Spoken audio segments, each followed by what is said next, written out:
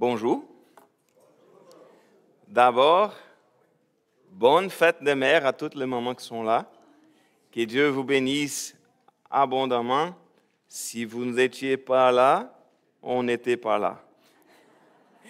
Mais merci beaucoup.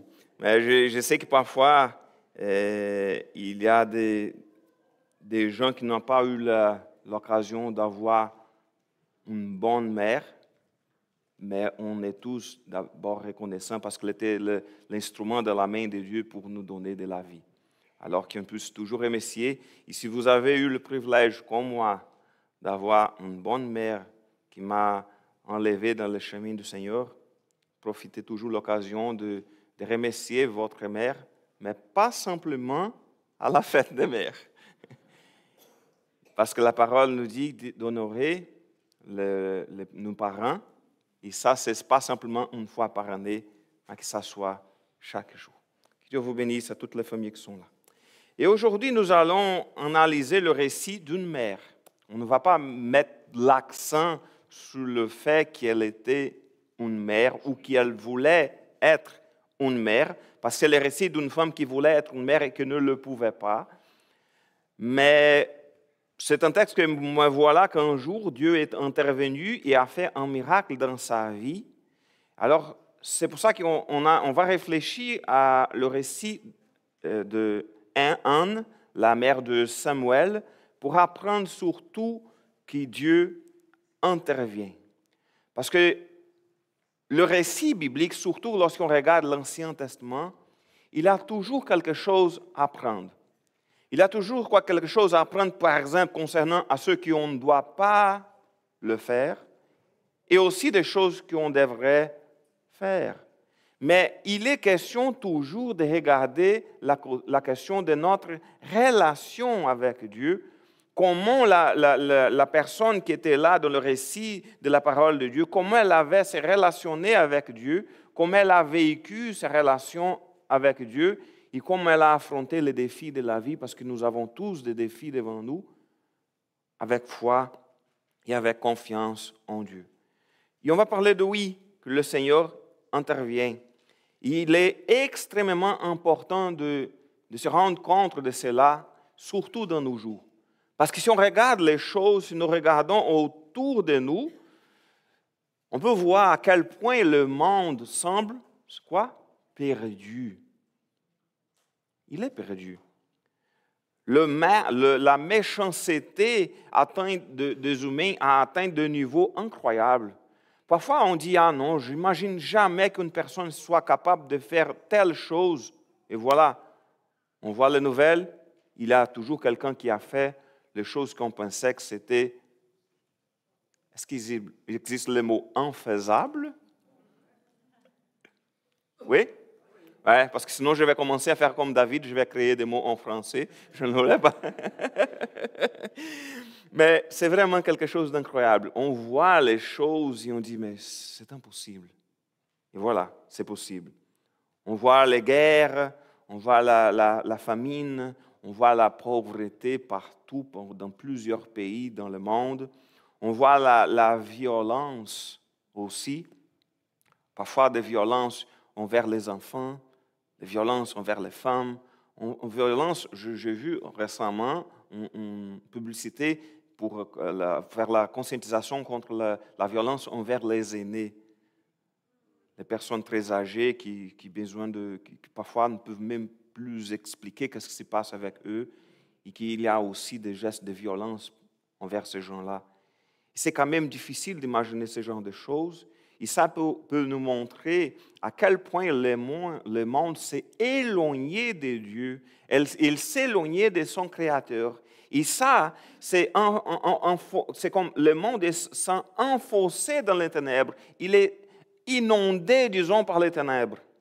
Alors, en regardant tout cela, nous pourrions penser à tort que Dieu nous a abandonnés ici sur la terre. C'est comme, il y a beaucoup de monde qui pense que Dieu, il a créé toutes les choses, il a dit, OK, bonne chance, c'est à vous. Mais non. Oui, parfois, on pourrait penser cela, mais il est en contrôle, il intervient. il intervient plusieurs fois dans nos vies en transformant, par exemple, notre vie, en transformant parfois notre famille, en forgeant parfois notre caractère, en nous protégeant. Parfois, il y a des choses qui arrivent dans notre vie qu'on regarde et dit « Oh, voilà, c'était la main de Dieu. » C'est clair. Parfois, c'est clair que Dieu est intervenu dans notre vie. D'autres fois, il intervient, mais on n'est même pas vu. On n'est même pas aperçu qu'est-ce qui s'est passé. On était en danger et on n'était pas au courant qu'on était en danger. Et voilà, tout s'est bien passé. Et nous ne nous rendions pas même compte que Dieu nous avait protégés. Alors, analysons maintenant le récit d'Anne et analysons d'abord sa souffrance. Parce que pour comprendre à quel point Dieu est intervenu dans sa vie, il faut regarder ce qui s'est passé. Il faut comprendre sa souffrance. Il est question d'abord de sa stérilité. Au verset 1, il est écrit, 1 Samuel, chapitre 1, le verset 1. Un homme nommé, et je vous demande des excuses parce qu'il y a beaucoup de noms ici qui en portugais sont déjà difficiles pour moi à prononcer. En français, c'est dommage. Alors, si je ne vais pas bien prononcer les noms des Hébreux ici, qui c'était en origine en hébreu, en français, c'est parce que c'est quand même des noms difficiles. Alors, mais c'est une bonne suggestion si vous êtes enceinte, vous pouvez choisir ici un nom pour vos enfants, ça va être bien. Un homme nommé Elkana vivait à Ramathaïm Tsophim, dans la région montagneuse d'Éphraïm. Il était fils de Iéroam et petit-fils d'Éliou, de la famille de Tou, descendant de Souf, un Éphraïmite.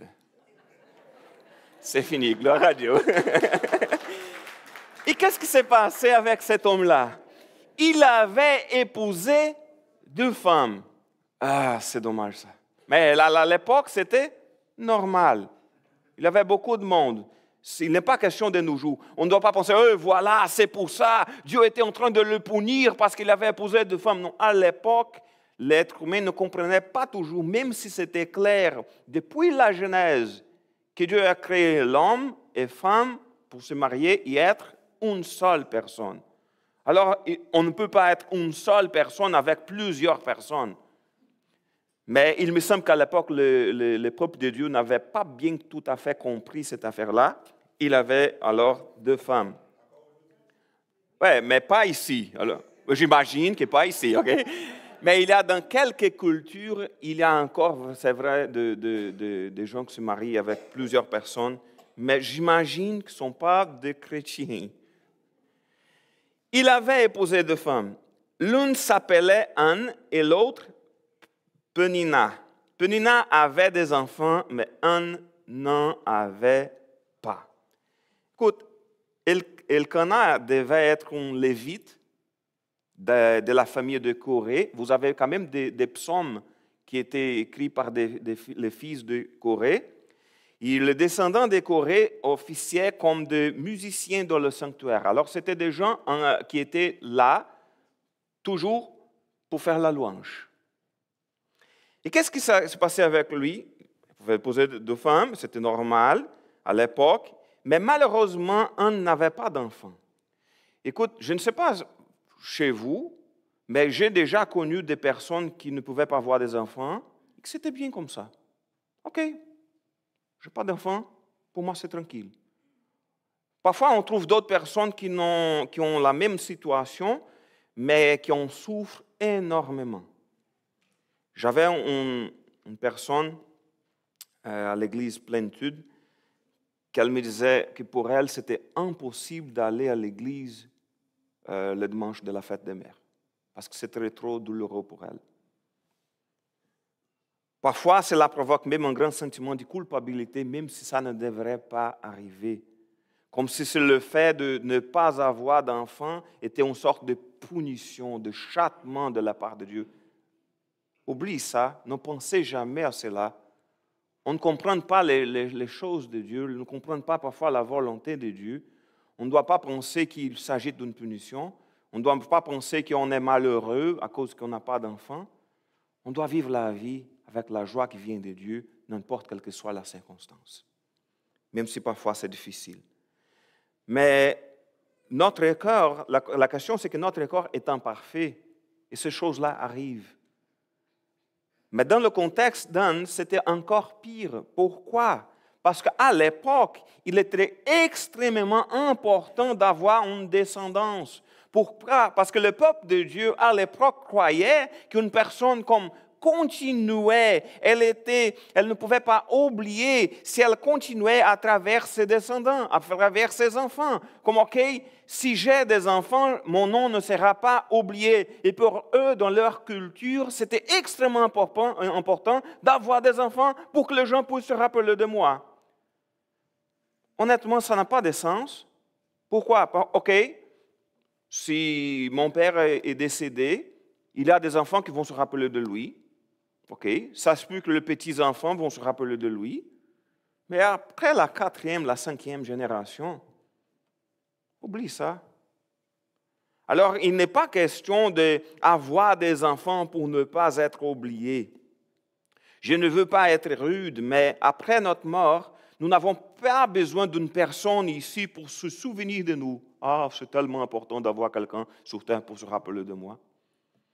Ce n'est pas important. Pourquoi? Parce que nous serons au ciel avec le Seigneur. Alors ça, ce n'est pas important. Mais à l'époque, sa stérilité, c'était vraiment un chagrin. C'était difficile pour une femme de l'époque. Parce qu'à l'époque aussi, on pensait toujours que c'est la faute de la femme. Et dans ce cas-là, parce qu'il avait 2 femmes, une avait des enfants, l'autre n'avait pas. OK, cette femme-là, je ne voulais pas utiliser ces mots-là, je vais penser d'une autre façon. Elle n'était pas bénie. Mais c'était ça l'idée qu'on pensait à l'époque.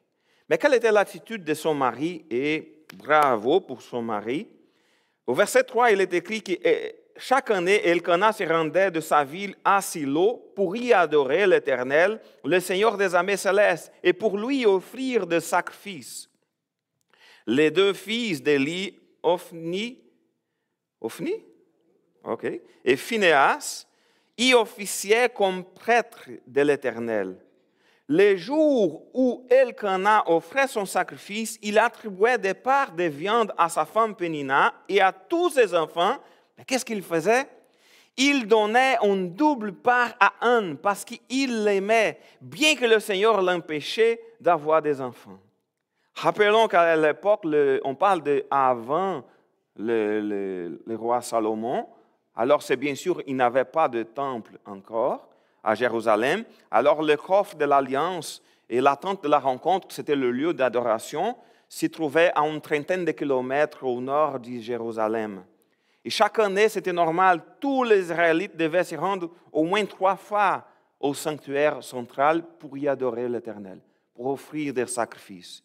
Mais quand Elkana offrait son sacrifice, il donnait une double part à Anne.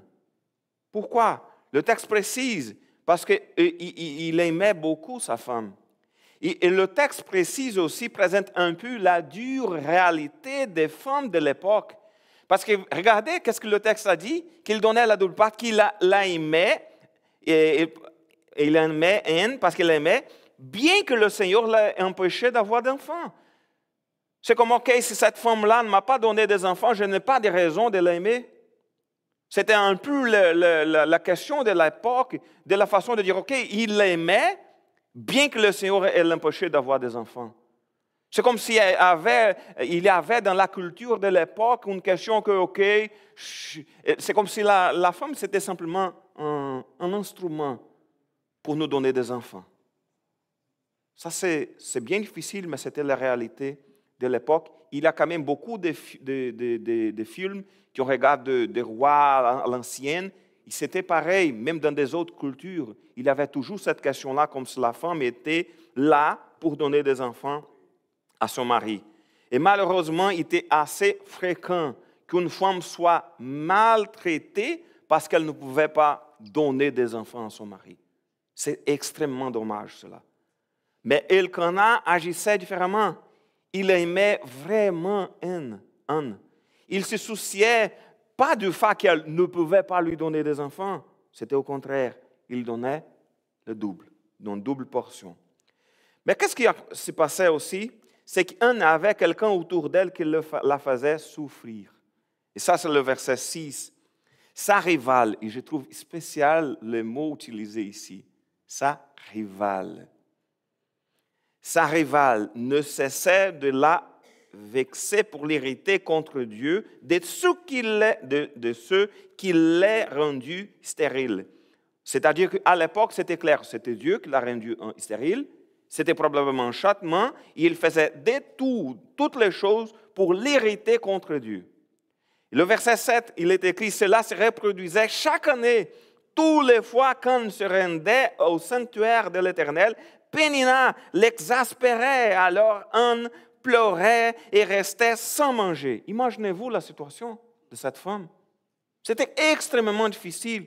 C'est déjà difficile de souffrir une chose, et ça devient encore difficile lorsqu'on a quelqu'un à nos côtés, quelqu'un qui ne peut pas dire « OK, éloigne-toi de moi » parce que c'est la famille, et la personne va commencer à parler des choses qui vont augmenter notre chagrin, notre souffrance. Et le verset 8 dit qu'Elkana lui demandait « Anne, pourquoi pleures-tu? Pourquoi restes-tu sans manger? Pourquoi es-tu si malheureuse? Est-ce que je ne veux pas mieux pour toi que 10 fils? » Ces gars-là, je suis bon, hein? Je veux beaucoup mieux que pour toi que 10 fils. Mais la question ici, c'est que c'est terrible d'avoir quelqu'un se moquer de la souffrance d'une autre personne pour la faire souffrir encore plus. Mais malheureusement, ça arrive souvent. Cela arrive souvent. Et Pénina était là pour rappeler à Anne de sa stérilité. Elle l'a tourmentée pour qu'elle soit en colère contre Dieu. Elkana essayait de l'aider, mais écoute, il n'y arrivera pas. Il a essayé de compenser son manque d'enfants, mais cela n'a pas soulagé sa souffrance. Alors, Anne décide de crier vers l'Éternel, de crier vers le Seigneur. Elle décide de chercher le Seigneur. Elle voyait que sa souffrance était tellement difficile, et au lieu de chialer, au lieu de dire « Oh, je n'ai rien à faire, j'ai mon mari qui va essayer de m'aider, mais c'est impossible », qu'est-ce qu'elle va faire? Elle va chercher le Seigneur. Au verset 9, il est écrit « Cette fois-ci, après qu'on eut mangé et bu à Silo, Anne se leva et se rendit au sanctuaire de l'Éternel.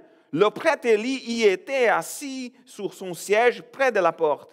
Très affligé, Anne pria l'Éternel en pleurant à chaudes larmes. C'est un moment extrêmement difficile. Elle pleurait à chaudes larmes. Dans la souffrance, faisons comme Anne. Crions vers le Seigneur. Crions l'Éternel. Il est notre Père. Lui seul est capable d'intervenir d'une manière surnaturelle. Il y a parfois plusieurs personnes qui peuvent nous aider dans une façon naturelle, dans les choses qui sont parfois plus faciles à régler. Mais il y a parfois dans notre vie des éléments qui, c'est simplement, il faut attendre un agir surnaturel de l'Éternel pour qu'on puisse vraiment y arriver, pour surmonter le défi. N'ayons pas honte de pleurer devant le Seigneur. Il est notre Père qui nous aime. Il entend notre cri. Il connaît notre cœur. Il est là toujours pour nous. Ça ne veut pas dire qu'il va toujours faire ce qu'on veut, mais il est toujours là à nos côtés. Et parfois, s'il ne va pas nous aider à régler le problème d'une façon surnaturelle, parfois il va nous donner la force, la paix, la joie pour affronter le défi. Il va nous donner une paix qui est surnaturelle pour affronter les défis qui sont devant nous. Mais ce qu'il a fait aussi, c'est au verset 11. Alors, elle fit le vœu suivant. « Éternel Seigneur des armées célestes, si tu veux bien considérer la misère de ta servante, et si tu interviens en ma faveur, si tu ne me délaisses pas ta servante, et si tu me donnes un fils, alors je te le consacrerai pour toute sa vie. Ses cheveux et sa barbe ne seront jamais coupés. » Le vœu qu'elle a fait impliquait que son fils soit consacré au Seigneur pour toute sa vie. C'était qui l'enfant? Samuel. Samuel, il a vraiment dédié toute sa vie à l'Éternel. Il s'agissait, c'est pour ça qu'elle parle de cheveux et de sa barbe, il s'agissait de vœux de naziréat. Est-ce qu'on prononce ce T-là? Oui, naziréat.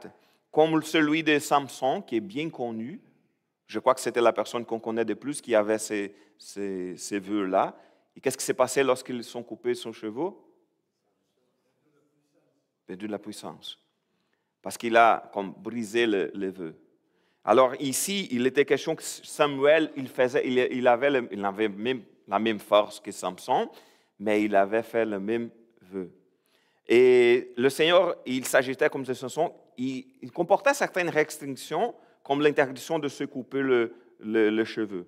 C'est comme il est écrit, je ne vais pas lire le texte, je le laisser ici dans le diapo que vous puissiez regarder plus tard si vous voulez, mais c'est au texte de Nombre, le chapitre 6, qui va mentionner les vœux de Naziréat. Et petite parenthèse, avant de retourner dans le texte, soyez très prudents lorsque vous faites un vœu au Seigneur. Soyez prudents. Pourquoi?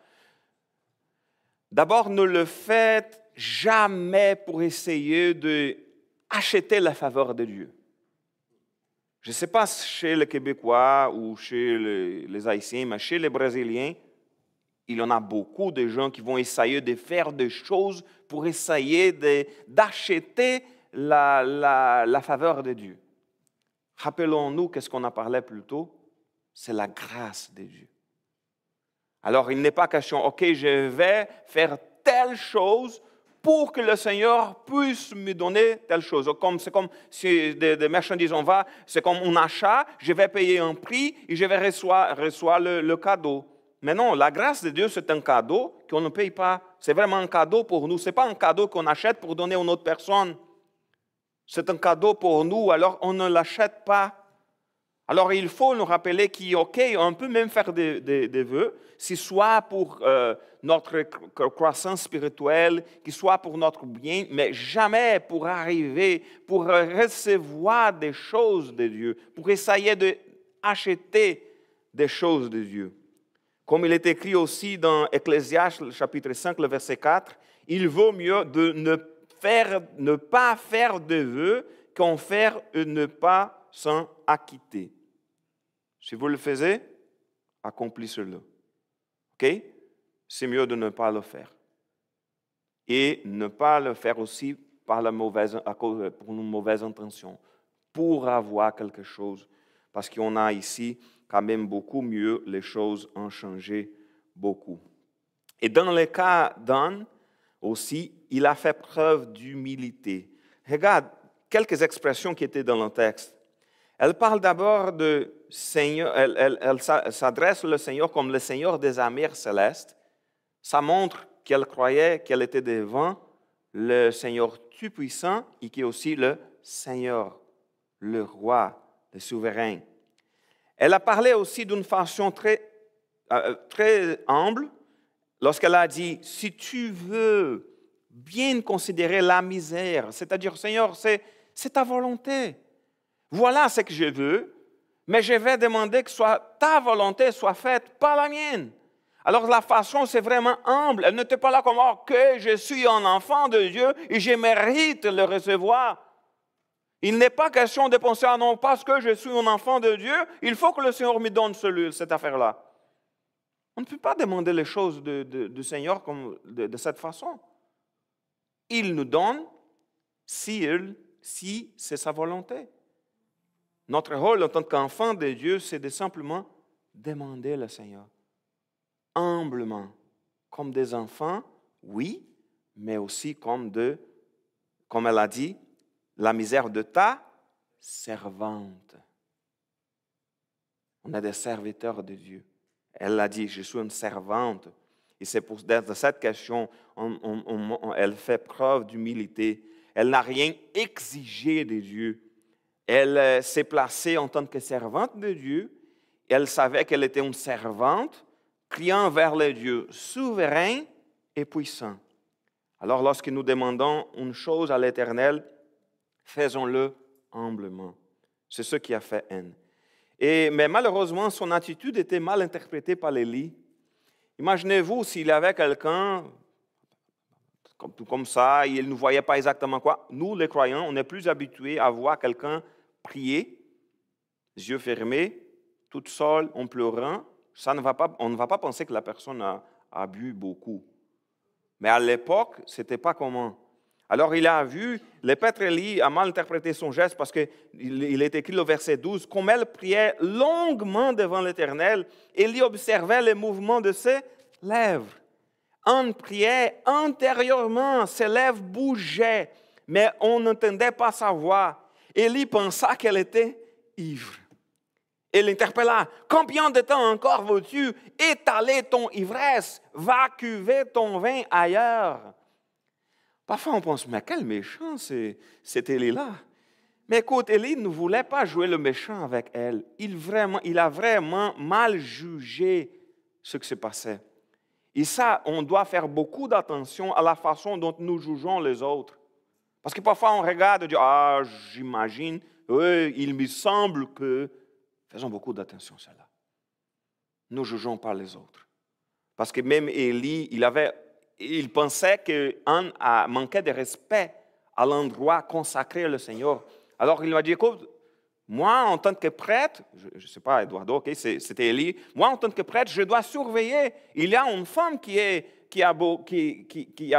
a beaucoup bu, et j'ai besoin de dire, OK, éloigne-toi d'ici, ce n'est pas l'endroit d'être ivre. Mais elle ne faisait que prier. Et cette femme qui souffrait déjà ne méritait pas d'entendre cette réprimande.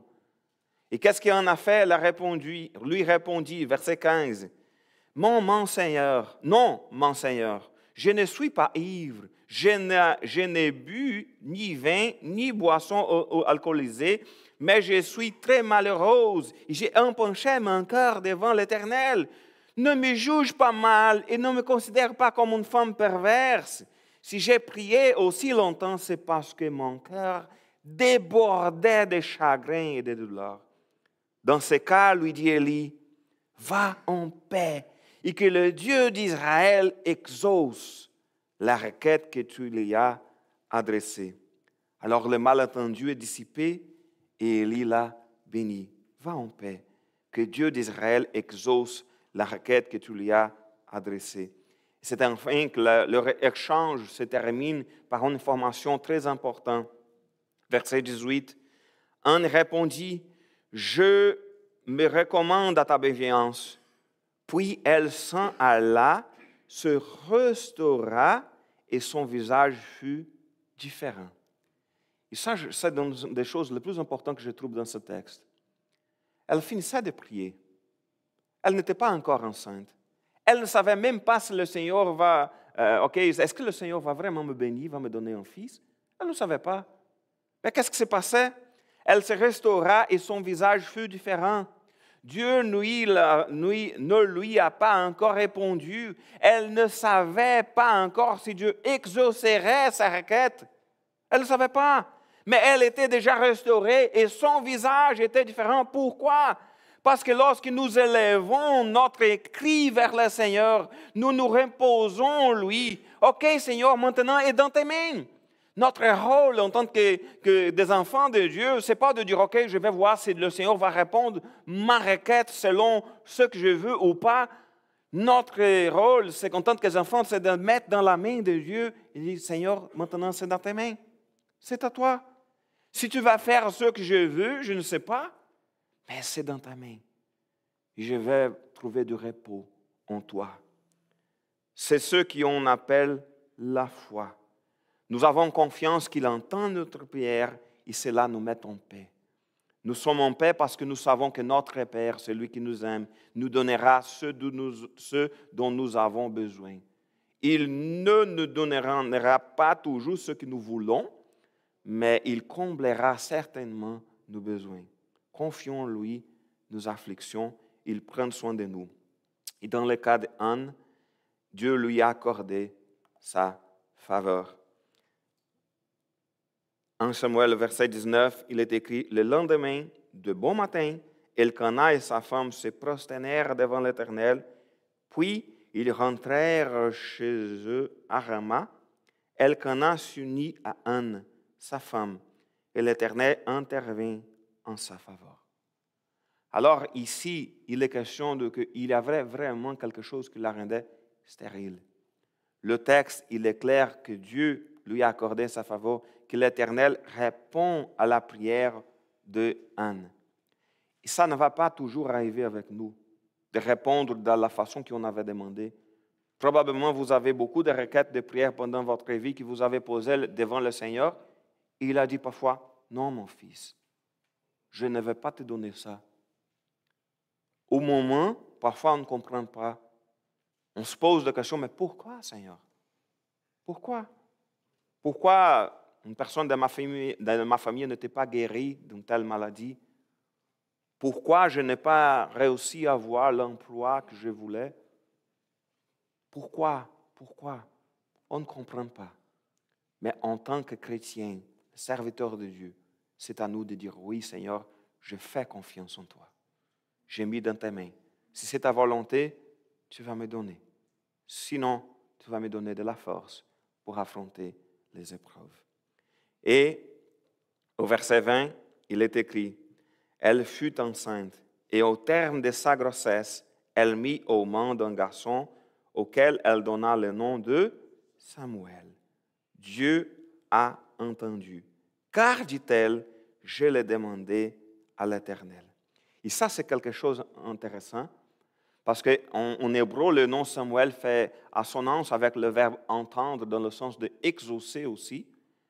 Et l'idée, c'est exactement ça. Et ça montre la reconnaissance d'Anne envers le Seigneur. Parce que parfois, et ça c'est triste, parfois on demande les choses à l'Éternel, le Seigneur nous donne ce qu'on avait demandé, et qu'est-ce qui arrive après? On oublie. Ah, j'ai réussi, voilà, j'ai réussi, je suis là où je voulais être.